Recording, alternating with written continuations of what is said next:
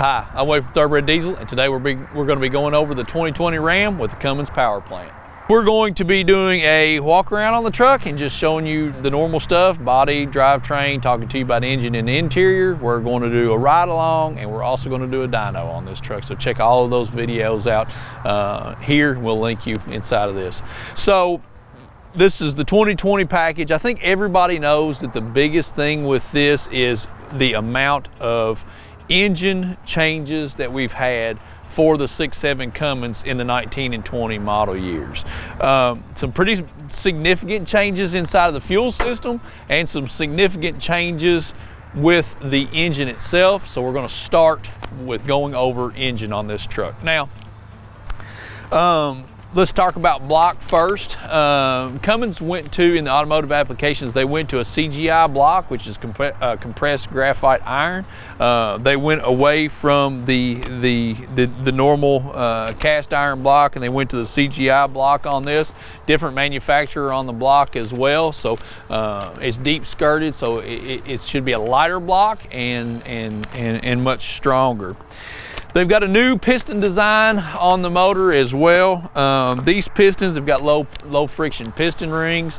In the high output motor, the compression on the motor went down, and the standard output, the actual compression went up just a little bit. The connecting rods on these have gone to forged steel.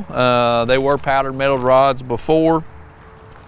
The cam and the lifter setup is different. This 6.7's got a different cam in it, and it has got a maintenance-free hydraulic lifter. There is a difference in the exhaust valves on this and the rocker arm configuration. Now, some of the things that we noticed as well on this was one of the first things I noticed when I was looking at this side of the engine is that the turbo is even farther back. Confirmed that turbo went from oriented between the 3 and 4 cylinder. Now it's oriented between the 4th and the 5th cylinder. Don't know if there's a difference on the part number on that just yet. Cummins does a little bit of some weird stuff with their part numbers on brand new trucks. You kind of get a ghost number. So as a Cummins dealer, you know, we can take the engine serial number, we can roll it over, but it's going to be a little while before that rolls into a number to tell us, hey, is this the same part number as what the earlier model turbos were? But we do know there are some revisions to the turbo. On the air induction side of it, new style air box with the Ram air system, and I'll just use the term Ram air, it's not labeled as that, but you're bringing your cold air induction through the front of the truck, and then it's picked up in this air induction box and then brought to the air filter itself. So we went over the cam and the new hydraulic lifters in this engine, the new block, and I guess the big thing is Cummins went to the CP4 style injection pump on this truck, and you can see it right there. That is a CP4. Everybody knows what the CP4 is. You're getting that with the push to clean up the engines and clean up the emissions. So this is going to get you a higher fuel pressure regiment while the engine is running. The theory on that is a cleaner burn.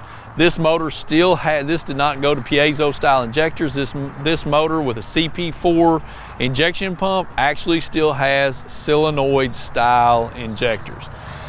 So also change in the water pump. Everybody that's been around a 5.9 or 6.7 Cummins knows it's a 2-bolt cast iron water pump that's on it. The new water pump is aluminum. You can just kind of barely see it when you're up and over the engine. That's a pretty good size revision for us that are, you know, pretty well versed in what goes on with the 5.9s and 6.7s. The oil pump changed to an aluminum design as well. So as far as engine goes, a lot of changes for this new 6.7 engine. So definitely study up on that. Let's just pull transmission and transfer case, and no big changes on transfer case. Transmission, these trucks are offered with the 68 RFE and the 3/4 ton and ton models. When you go up to the ton single wheel and dually, you can get the ACEN transmission. This truck in the 3/4 ton package is 375 horsepower and 850 foot-pounds of torque. Is that right? But once you step up to the tons with the ACENs, you get it in the high output, which is 400 horsepower and the first production truck that gets you 4-digit torque. It's 1,000 foot-pounds of torque on the high output model. So that's a huge thing. Axles, the same on these trucks, still going with the American axle. This truck was ordered with the limited slip option, which is an option that you can get. I noticed on the truck builder for these 3/4 ton, you can get the 373 or the 410 option in it. Suspension, you can get the off-road suspension in it, but one of the really nice things on this truck is this owner went with the rear airbag suspension. The rear airbag suspension is an option for these years, and it is a really nice feature if you're towing. You know, being able to hook up to your trailer, load stability, control, things of that. So it does have the airbag suspension on the rear, and I think Adam's trying to get a shot here of it, but you can really see it there. Come off tripod. Adam's coming off the tripod. But you can really see the airbags underneath of the truck here. A good size airbag. They are not a toy airbag, for lack of a better word. You can see that airbag size right there, that is a pretty good size unit. So should be very robust. I noticed that the front ends of these trucks seem to be going the way of just beefier as well. I think that the comparison that I can make on that is the front end of the Dodges as compared to a Ford 3/4 ton and ton offerings. Not quite as big overall, robust looking on them. I feel like that's changing with this axle setup as these years go on these trucks, and the carrying capacity and the GVWRs on the trucks are going up all the time. So everything's got to follow suit with that. So let's talk body. I don't think any groundbreaking body adjustments here. New style on the front end, but that's been in play a couple of years. Not doing anything material wise on the body that's crazy. I think this package is a nighttime package. It's kind of a more blacked out look that you can get. I've noticed that in the engine bay, they are doing these support struts across the cowl to the truck. I know that is to keep the truck from crumpling as bad in the front end. If you were to have an accident, it's aggravating when you're trying to pull the batteries out of the engine bay. Tow hooks on it, really nice. So we're going to talk on interior of this truck. This is one of the things on this vehicle, the 2020, the 2019 and 2020 Rams, that I was really probably the most impressed with. I really like the Ford interiors. I really like the Ford interiors. I like the interior of any new truck. I really do. There's some platforms that you just can't get down with what they've got going on with the interior, but these interiors are they're just sexy. I mean, I don't know how else to say it. I really don't. It's just a good looking interior. The thing that hit me on the Fords, and I'll talk just a little bit about this, is the Ford, when you sit in the cockpit or in the driver's seat, I feel that the dash and everything is higher.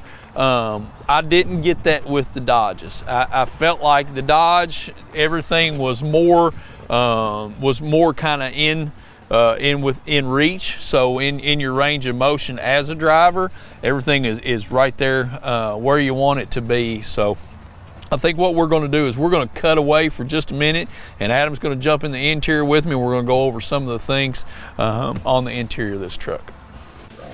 All right, we're going to show you some of the interior features on these trucks now. So this is push button start on the new trucks. This motor is extremely quiet. We're going to talk about that in just a minute.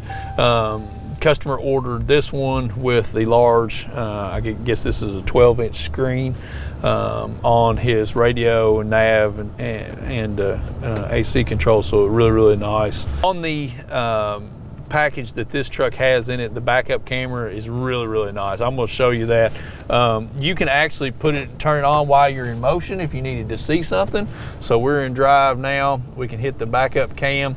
We can actually see 3 different points on this. So you can do your backup cam to where it is on the trailer, You can do it to where it's kind of looking up if you're looking at for a gooseneck hookup.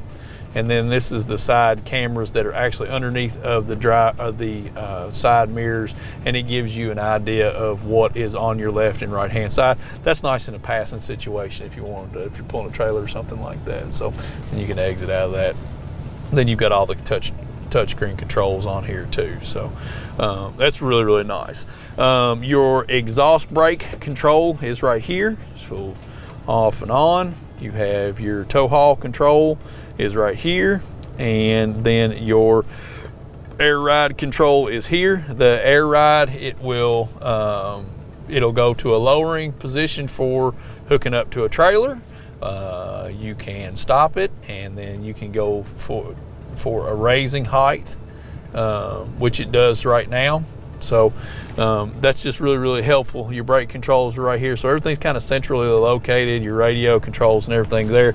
Obviously, you've got some controls on the steering wheel as well. One thing that I want to talk to you about on this that I did not like, I don't know that it's necessarily a problem, but it was one thing that kind of that was, if you got to throw something in here that you didn't like. I did not like the gear control being placed on the steering wheel. I understand it's totally functional, but I'm one of these guys that I like that on the gear shift. I like the tow haul to be right here, and then I like the manual shift to be right there. I think that comes from me as a standard shift guy, coming from a standard shift truck. When you roll over into an automatic, I feel like I'm all the time with my hand on the gear shift there. So that's just something, maybe a small thing to pick on, but I just didn't like the gear shift there. But everything else as far as the interior is great.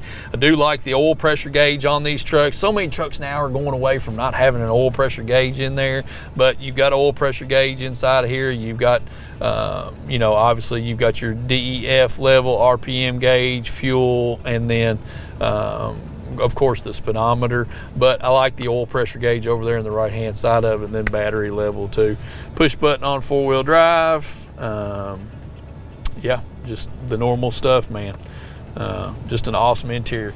Another thing I really liked about this truck, small thing, but as far as this console goes, and again, I don't know if this is a different package or not, but as far as this console goes, there's a centerpiece that moves here, and I think Adam's gonna show it to you.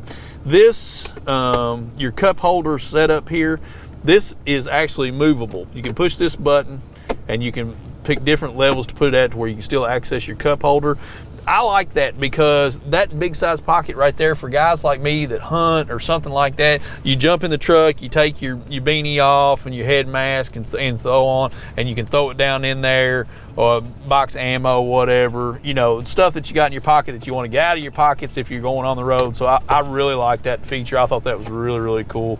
Good deep center console there, and then you move that out of the way for access to that on the back side of it. And that's cool. We'll show them the back seat there. Tons of power ports here. There's a 110 port up, or I'm sorry, that's a 12 volt DC port. Yeah, it's a 12 volt normal round plug there. I think we'll show you the back real quick. If Adam can slide out, I'll help him. This is the regular cab. Dodge still making the mega cab if you decide you want one.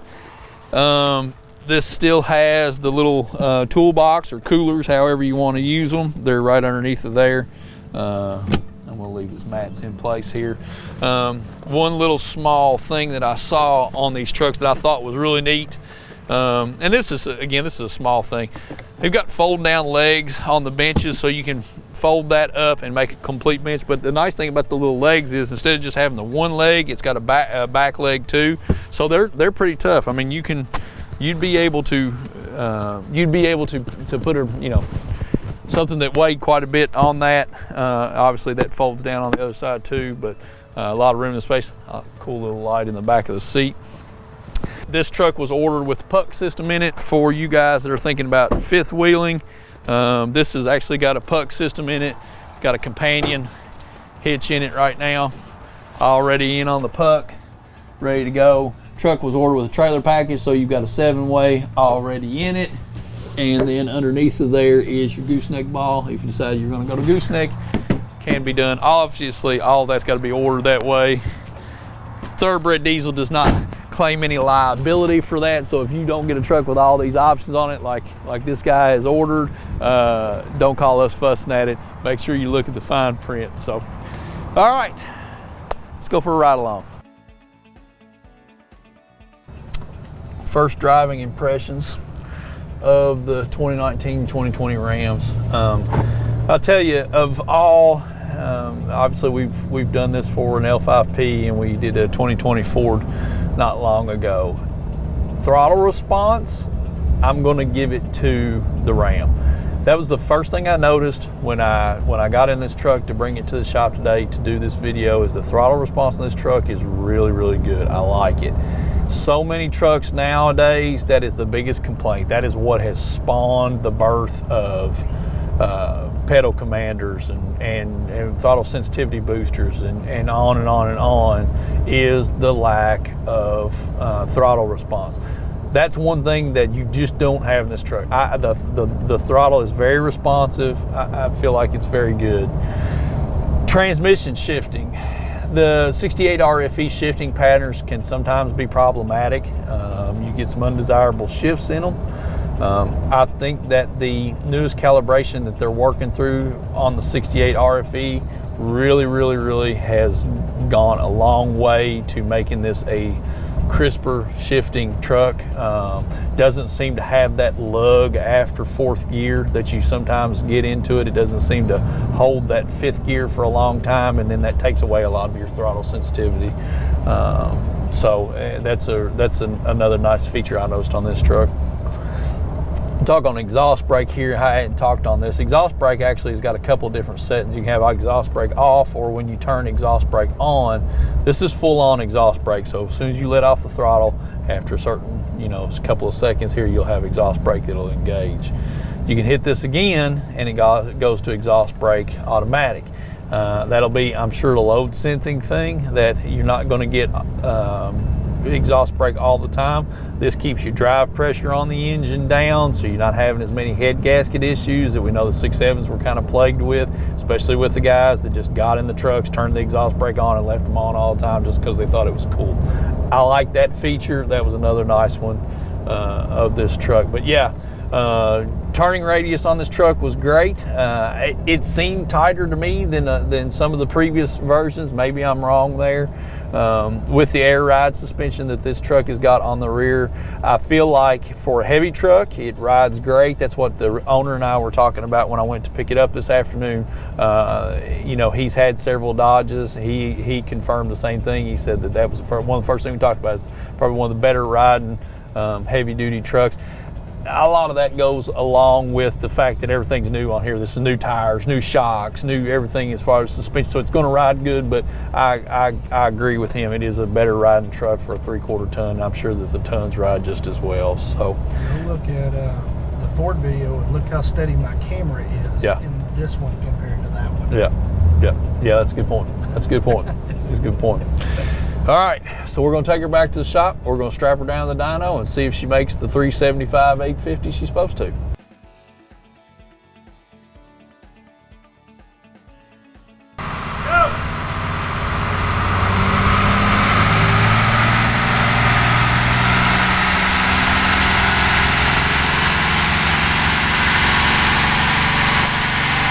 Should be good. So that is very, very close to what we were looking for out of this truck. Factory claims at the crank, you are on the standard package, you are 370 horsepower, 850 foot-pounds of torque. You can see we had it uncorrected at 333 and 857. Weather correction today is 1.013. So we added at 336, 858. So not that much change with your correction factor, but yeah, you're right there at the powers that it's telling you. Again, one takeaway with this being the kind of our closing shot on this truck, I left the engine running after I jumped out from this test run here. I'm gonna ask Adam to jump off or bring tripod with us. We're just gonna go around here to the front and we're gonna get around this engine and we're going to talk for just a second. The reason why we're doing that is because we just want to showcase how quiet this motor is. I have my theories on what's caused this. I really feel like the hydraulic lifter system on this truck is going to help to absorb a lot of sound that comes from the Cummins motor. It just really, it's quiet as a mouse. It really truly is. So I hope that is being able to, I hope that's reflecting in my talking, standing right here directly in front of this truck. So 2020 Dodge, 2020 Ram, sorry for you aficionados. We're definitely a big fan. The truck made the power it was supposed to make. It drives great. Throttle response on it is great. Super quiet motor. Nice interior package on this truck. Just a really, really nice truck. If you're looking at this truck, and this is the direction you're going to go, you're not making a mistake. Thank you for watching. We'll link you to the other sections of this video right here inside of this. And if you have any questions, please call us and let us know. Thank you.